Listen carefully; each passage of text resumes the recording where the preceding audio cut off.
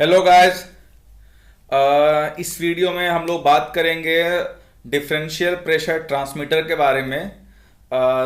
ये जो वीडियो है ये हमने कौन प्राइमरी वेरिएबल पंपिंग सिस्टम के ऊपर बनाया है। हमारा प्राइमरी वेरिएबल पंपिंग सिस्टम में हम वीएफडी यूज़ करते हैं। प्राइमरी पंप को हम वीएफडी से ऑपरेट कराते हैं और सेकेंडरी वेरिएबल पंपिंग सिस्टम जो होता है हमारा चिल्ड वाटर सिस्टम, उसमें हम सेकेंडरी पंप को वीएफडी से ऑपरेट कराते हैं।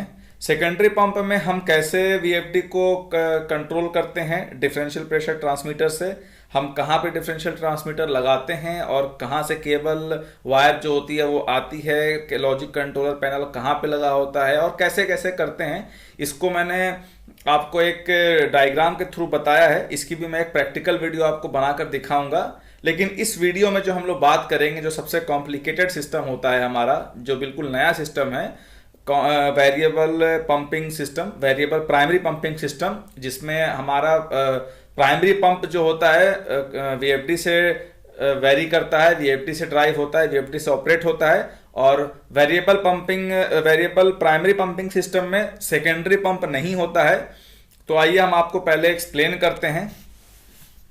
तो ये देखिए, मैंने आपको वीडियो बनाया है। मैं बिल्कुल से वहाँ पे आपको एक्सप्लेन तो नहीं कर सकता था, क्योंकि लोग भी रहते हैं, काम भी चल रहा होता है। तो सबसे पहले मैं आपको एक्सप्लेन कर दूं इस सिस्टम के बारे में। जो सिस्टम है इसमें 3 चिलर है हमारे और 3 प्राइमरी पंप है, सेकेंडरी पंप एक भी नहीं है। तीनों प्राइमरी पंप हमारे जो है वो ड्राइव हो रहे हैं वीएफडी से, वो भी मैं अभी आपको वीडियो में दिखाऊंगा। और इसमें जो आपको प्लांट रूम दिख रहा है, इस प्लांट रूम से जो बिल्डिंग में आउटलेट जो जा रहा है, जो चिल्ड वाटर जा रहा है, एक ही 2 टावर है, उन 2 टावर में 6 राइजर बन रहे हैं। तो 6 राइजर जा रहा है। 2 राइजर हमारे एफसीयूज के हैं, छोटे छोटे राइजर हैं, और 4 राइजर हमारे जो बड़े राइजर हैं वो चिल्ड वाटर के हैं, एएचयूज के लिए हैं, जो हमारे टेरिस तक जा रहे हैं। और जो ये बिल्डिंग है ये 12th फ्लोर की बिल्डिंग है, 12वें फ्लोर की बिल्डिंग है। तो अब मैं आपको बता दूं कि इसमें हमने कहाँ कहाँ डीपीटी लगाया है। सबसे पहले मैं आपको दिखाऊंगा कि हमने ये जो चिलर आपको दिख रहा है, चिलर के क्रॉस, ये तीनों चिलर के क्रॉस हमने डीपीटी लगाया है। अब कैसे लगाया वो भी मैं दिखाता हूँ। उसके बाद जो 4 राइजर हमारे टेरिस पे लगे हुए हैं, जो टेरिस तक जा रहे हैं 4 राइजर, उसका जो सबसे टॉप मोस्ट पॉइंट है, जो टेरिस होता है, तो हमने टेरिस पे, या एक फ्लोर आप नीचे ले सकते हैं बेटर ऑपरेशन के लिए, क्योंकि टॉप में थोड़ा एयर होती है। तो हमने क्या किया, 12th फ्लोर की हमारी बिल्डिंग है, तो टेरेस पे ना लगाकर हमने 12th फ्लोर पे चारों राइजर में एक एक डीपीटी लगाया है। तो 4 डीपीटी हमारे टॉप पे हो गए हैं, 3 डीपीटी हमारे चिलर के क्रॉस हो गए हैं। तो इस तरह से 7 डीपीटी हो गए हमारे। और ये सारों जो 7 डीपीटी हैं वो एक लॉजिक कंट्रोलर पैनल में उसकी केबल जाएगी, वहां वो सिग्नल देंगे, और जो लॉजिक कंट्रोलर पैनल होगा वो वीएफडी को कमांड देगा अब ऑपरेट होने के लिए, मॉड्यूलेट होने के लिए। तो अब ये कैसे होता है मैं आपको दिखा रहा हूं। तो ये देखिए, ये चिलर है, ये चिलर का इनलेट है और ये आउटलेट है। तो चिलर के इनलेट और आउटलेट के क्रॉस याद रखिएगा चिल्ड वाटर। सबसे पहले मैं आपको बता दूं, सिर्फ चिल्ड वाटर, सिर्फ इवापोरेटर के अक्रॉस ही आपको जो डीपीटी लगाना है। तो ये देखिए, मैंने डीपीटी लगा रखा है, ये इसके वाल बंद हैं, अभी मैंने वाल ओपन कर दिया है ये। और इस डीपीटी को आप देख रहे हैं, ये डीपीटी आपका, जिसको हम बोलते हैं डिफरेंशियल प्रेशर ट्रांसमीटर। इसमें आप देखेंगे 2 कॉपर पाइप है, एक कॉपर पाइप चिल्ड वाटर जो एवापोरेटर का इनलेट है, और एक पाइप जो है एवापोरेटर का आउटलेट है, उससे कनेक्ट है। अब ये इनलेट कौन से वाले पोर्ट पे कनेक्ट होगा, आउटलेट कौन से वाले पोर्ट पे कनेक्ट होगा, वो देखना है आपको, क्योंकि उसमें लिखा रहता है। ये देखेंगे जो डीपीटी है इसके पीछे लिखा होगा लो साइड और हाई साइड। तो जो हाई साइड है वो इनलेट वाला पाइप से कनेक्ट होगा, और जो लो है वो आउटलेट वाले पाइप से कनेक्ट होगा।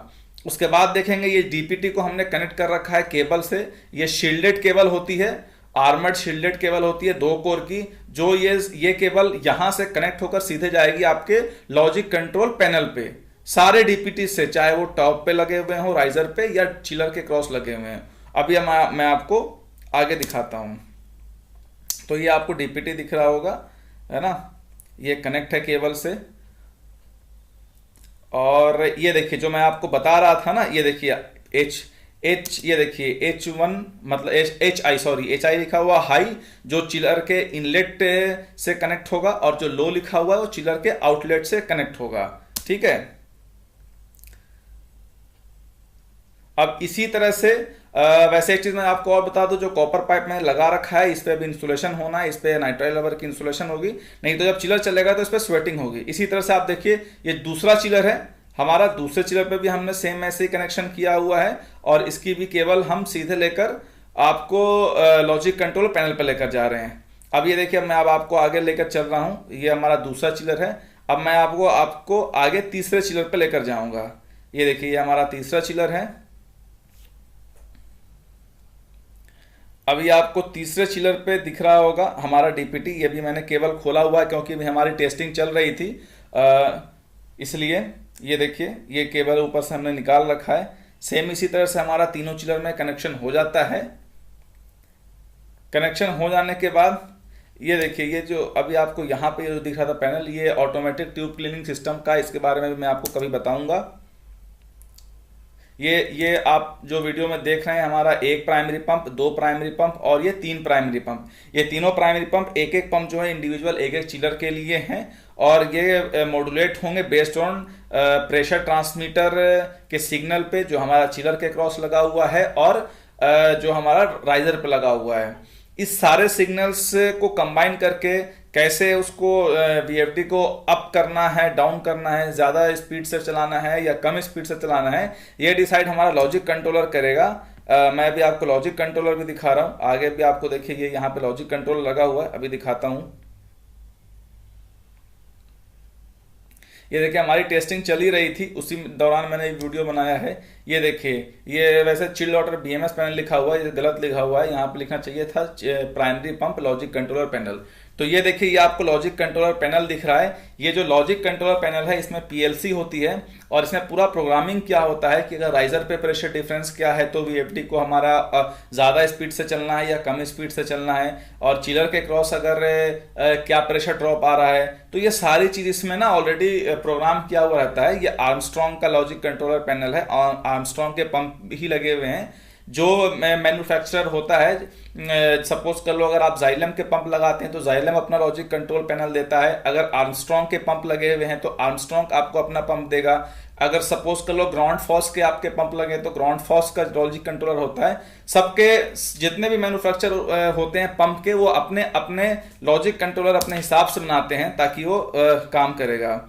ये देखिए आपको यहाँ पे दिख रहा होगा, यहाँ पे लिखा है IPS 452 टू वर्किंग कंट्रोलर। ये टू वर्किंग कंट्रोलर है, मतलब तीन चिलर हैं इसमें, दो वर्किंग एक स्टैंड बाई है। HVAC variable speed primary pumps control unit. तो इसमें आप देखेंगे दो ऑप्शन आता है, एक रिमोट का ऑप्शन आता है, एक लोकल का ऑप्शन आता है। आप रिमोट में अगर सब ऑटोमेशन में आपको चल रहा है, सारे चीज ऑटो में चल रही है, तो आप रिमोट पे करके चला सकते हैं। और अगर आपको लोकल में चलाना है कि सपोज कर लो आपका बीएमएस काम नहीं कर रहा है, आपको एक एक चिलर एक एक पंप चलाने हैं, इंडिविजुअली मैनुअली चलाने हैं, तो आप लोकल में भी करके जा सकते हैं। अब आप ये देखेंगे जोन ओवरव्यू में आपको दिखा देगा यहाँ पे चारों जो आपका चिलर राइजर है उसके प्रेशर वैल्यू दिखाएगा। सिस्टम ओवरव्यू में दिखा देगा कौन से चिलर चल रहे हैं कौन से नहीं चल रहे हैं। पंप ओवरव्यू में पंप का बता देगा। तो ये पूरा यहाँ से आपका कंट्रोल होता है।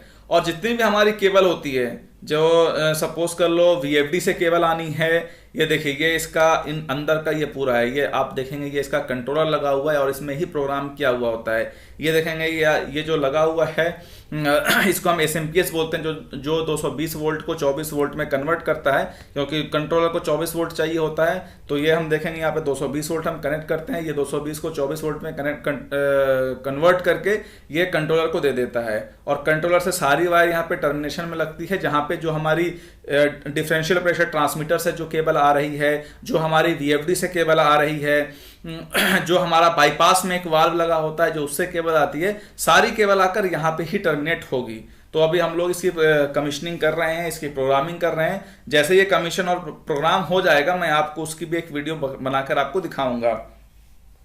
तो सबसे पहले मैं आपको इसमें जो बताने वाला था, ये देखिए सारी केबल हमारी आएगी। ये अब कितनी कोर की केबल आएगी मैं आपको बता दूं, अगर आप नोट डाउन कर सकते हैं तो जरूर कर लें।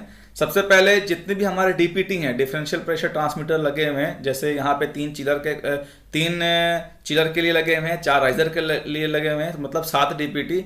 उन 7 डीपीटी से एक केबल आएगी डबल कोर की आएगी, 2 कोर की आएगी, 2 core 1.5 square mm shielded cable आएगी आपकी सारे डीपीटी से इस लॉजिक कंट्रोलर पे। अब तो डीपीटी के हो गया। अब डीपीटी लॉजिक कंट्रोलर पैनल से केबल जाती है हमारी वीएफडी पे। तो वीएफडी पे केबल हमारी 6 कोर की जाती है या 2 कोर की जाती है। सपोज कर लो अगर आपको ये लॉजिक कंट्रोल पैनल आपका हार्ड पॉइंट पे बना हुआ है, हार्ड पॉइंट से ही ये काम करता है, तो आपको इंडिविजुअल वीएफडी पे 6 कोर की केबल डालनी होगी। वीएफडी के लिए आपको शील्डेड डालने की जरूरत नहीं है। और अगर सपोज कर लो आप सिर्फ 1 कोर की डाल रहे हैं और वीएफडी का आप सारा डेटा सॉफ्ट पॉइंट से लेना चाहते हैं, तो आपको वीएफडी पे डबल कोर की शील्डेड डालनी पड़ेगी। और फिर यहां से लॉजिक कंट्रोल पैनल से जो केबल है आपका बाईपास वाल पे जाएगा। अगर आप काम करवा रहे हैं किसी साइट पे, आपको इसका केबल डालना है, ऑटोमेशन तो आपसे नहीं अगर कर पाते हैं तो इस वीडियो को भी देखकर समझ में आ जाएगा। लेकिन अगर आपको केबल डालना है तो केबल डालने से पहले आप ये वीडियो जरूर देख लें, आपको सारा डिटेल क्लियर हो जाएगा। और मैं आपको बता दूं यूट्यूब पे, पूरे यूट्यूब पे अगर आप ये वीडियो देखने वाले हैं तो आपको ऐसी वीडियो इतनी डिटेल्स में नहीं मिलने वाली है कि कौन सी केबल कहाँ से जाएगी, डीपीटी कहाँ पे लगाते हैं, कैसे लगाते हैं।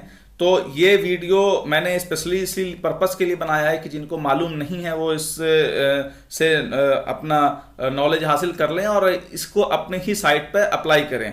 वीडियो आपको पसंद आई है, वीडियो को आप जरूर लाइक करें, शेयर करें और चैनल को सब्सक्राइब करें। इस वीडियो के लिए हम 1000 लाइक्स का टारगेट रखते हैं, देखते हैं वो अचीव हो पाता है नहीं हो पाता है। Thank you.